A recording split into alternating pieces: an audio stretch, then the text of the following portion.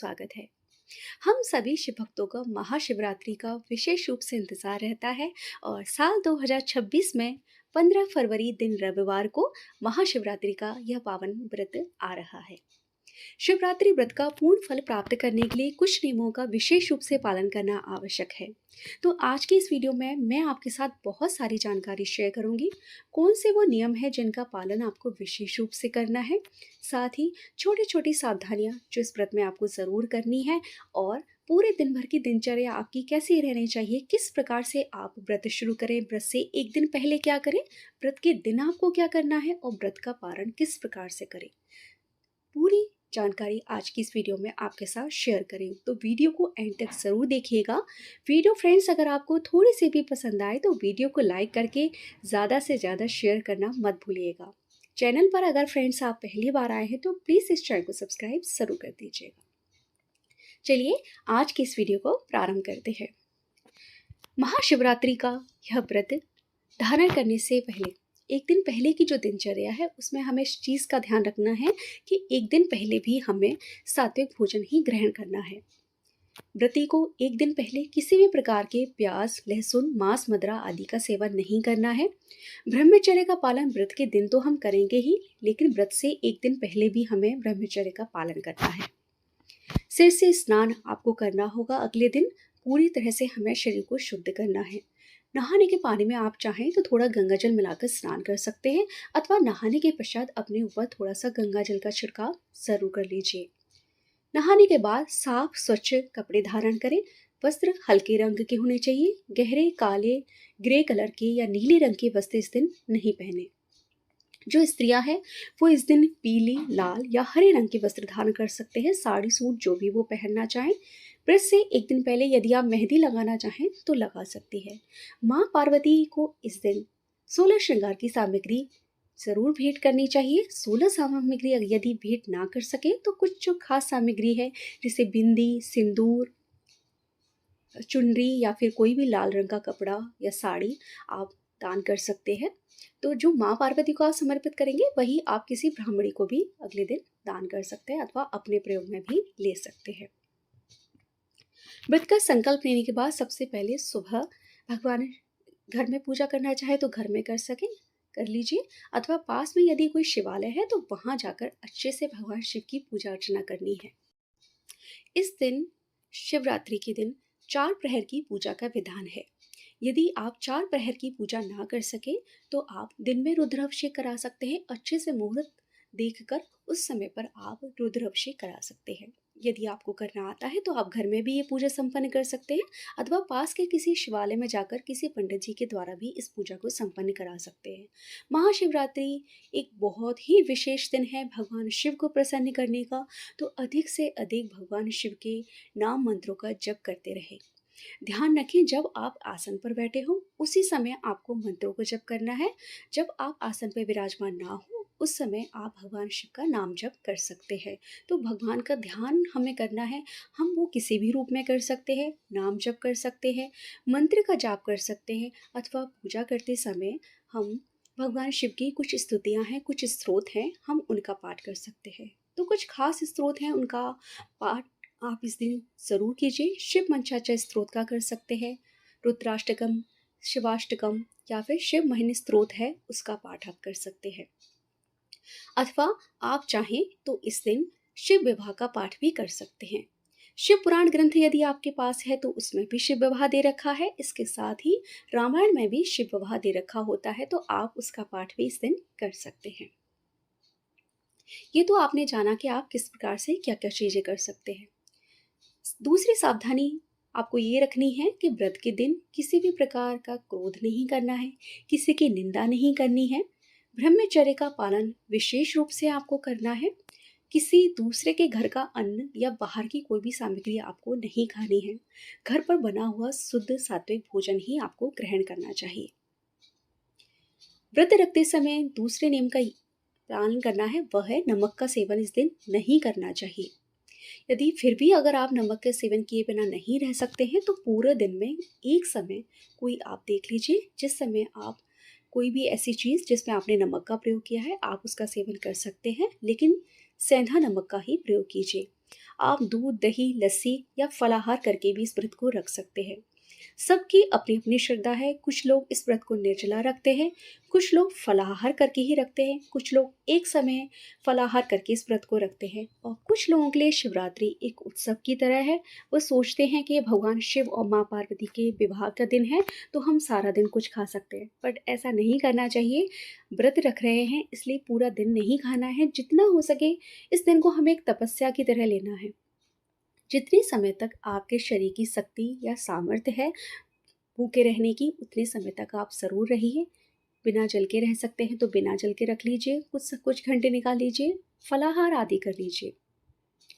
अब प्रश्न ये होता है कि यदि हम व्रत रख रहे हैं तो किसी भी प्रकार की दवाई का सेवन हमें करना चाहिए अथवा नहीं करना चाहिए। तो किसी भी प्रकार की दवाइयों का सेवन करने की आवश्यकता नहीं है, लेकिन जो कुछ ज़्यादा एज के लोग हैं और उन्हें कोई विशेष बीमारी है और उन्हें दवाई लेनी ही पड़ेगी, उस कंडीशन में आप दवा का सेवन कर सकते हैं। अब बात करते हैं चार प्रहर की पूजा करें अथवा ना करें। तो बहुत लोगों का ये प्रश्न होता है कि हम रात में नहीं जग सकते हैं तो हम क्या करें। तो जब आप रात्रि जागरण नहीं कर सकते यूँ तो रात्रि जागरण का बहुत अधिक पुण्य फल, तब आप रात्रि के प्रथम पहर की पूजा कर लीजिए। उसके बाद आप जो सुबह का ब्रह्म मुहूर्त रहेगा अगले दिन का चौथा पहर जब लगेगा, उस समय की आप पूजा कर सकते हैं। अथवा आप किसी एक समय में पूजा कर सकते हैं, जैसे निश्चित काल में आप पूजा कर सकते हैं जो कि रात्रि 12 बजे से लेकर 1 बजे तक रहेगा। जिस समय भी, जिस मुहूर्त में भी आप भगवान शिव की पूजा कर रहे हैं, उस समय भगवान शिव की विधि विधान से पूजा कीजिए। बिल्कुल भी कोई विधि नहीं जानते हैं भगवान शिव के पूजन अर्चन की, तो बस इतना समझ लीजिए कि सबसे पहले भगवान पर शुद्ध जल, जिसमें कि गंगा जल और थोड़ा सा इत्र मिला लीजिए, गुलाब का इत्र, वो अर्पित कीजिए। दूध, दही, शहद, घी, शक्कर, इससे आप स्नान कराइए। गन्ने का रस यदि आपको मिल जाता है, उससे भगवान शिव को स्नान कराइए। सभी चीज़ों से स्नान कराने के बाद शुद्ध जल से एक बार स्नान ज़रूर करा दीजिए।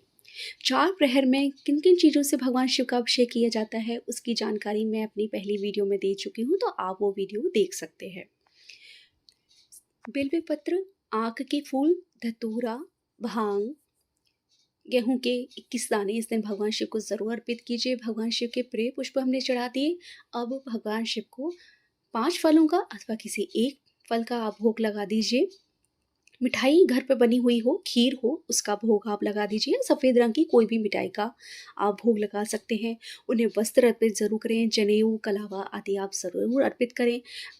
इसके बाद दक्षिणा ज़रूर अर्पित करनी है। भगवान शिव की आरती आपको करनी है। आरती दीपक से और कपूर से ज़रूर कीजिए। धूप दीप भगवान को दिखाएंगे। उनके जो भी स्त्रोत आपको आते हैं उनका पाठ कीजिए। स्त्रोत नहीं भी आते हैं तो ओम नमः शिवाय मंत्र का जितना अधिक आप जाप कर सकते हैं उतना अधिक आप जाप कीजिए। इस प्रकार से भी आप भगवान शिव की सरल विधि से पूजा कर सकते हैं। व्रत करते समय दिन में शयन नहीं करना है, इस चीज़ का ध्यान रखना है, इससे भी व्रत खंडित होता है। व्रत वाले दिन सुबह सुबह पेस्ट करने की गलती भूल से भी मत कीजिएगा। उंगलियों से ही ब्रश कर लीजिए जैसे भी आपको करना है, क्योंकि पेस्ट में भी बहुत सारी ऐसी चीज़ें मिली होती हैं जो हमें व्रत में प्रयोग नहीं करनी है। इसलिए ब्रश आपको करना है एक दिन पहले, रात में आप करके सो जाइए और उंगलियों से अच्छे से दांतों की मसाज करके कई बार कुल्ला करके भी आप मुंह को शुद्ध कर सकते हैं। व्रत के अगले दिन फिर से भगवान शिव की पूजा करने के बाद में किसी ब्राह्मण को कुछ दान निकालने के बाद या भोजन कराने के बाद ही आपको अपना व्रत खोलना है। तो आप खाने की सामग्री का दान कर सकते हैं अथवा किसी पंडित को भोजन करा सकते हैं। इस प्रकार से आप अपने शिवरात्रि का यह व्रत पूर्ण कर सकते हैं। भगवान शिव को बेल पत्र बहुत अधिक प्रिय है, लेकिन शिवरात्रि के दिन कभी भी बेल पत्र हमें नहीं तोड़ने चाहिए। आप एक दिन पहले बेल पत्र तोड़कर रख सकते हैं। यदि किसी भी तरह से बेल पत्र की व्यवस्था नहीं हो पाती है तो आप शिव मंदिर में जहाँ जाएंगे वहाँ शिव पर चढ़े हुए बेल पत्र को धोने के बाद आप दोबारा प्रयोग कर सकते हैं। शिव भगवान पर धार का बहुत अधिक महत्व है। हम जल धारा चढ़ा सकते हैं अथवा गंगा जी की धार का प्रयोग कर सकते हैं अथवा दूध, दही या पंचामृत की धार भी हम भगवान शिव पर चढ़ा सकते हैं। गन्ने के रस का प्रयोग कर सकते हैं, नारियल के पानी का प्रयोग कर सकते हैं। इसके लिए आप चाहें तो भगवान शिव के 108 मंत्र को बोलते समय इस धारा को चढ़ाएंगे, अथवा ओम नमः शिवाय मंत्र को 108 बार बोलते हुए ये धार चढ़ा सकते हैं। धार से अर्थ है जो जल आप चढ़ा रहे हैं वो बीच में से जो उसकी धार बनती है वो टूटनी नहीं चाहिए, लगातार भगवान शिव पर गिरती रहनी चाहिए। इस प्रकार से भगवान शिव पर चढ़ाने से भगवान शिव बहुत अधिक प्रसन्न होते हैं। आप चाहें तो किसी भी फूल की पंखड़ी तोड़कर रख सकते हैं और हर नाम के साथ एक एक पंखड़ी भगवान शिव पर चढ़ा सकते हैं।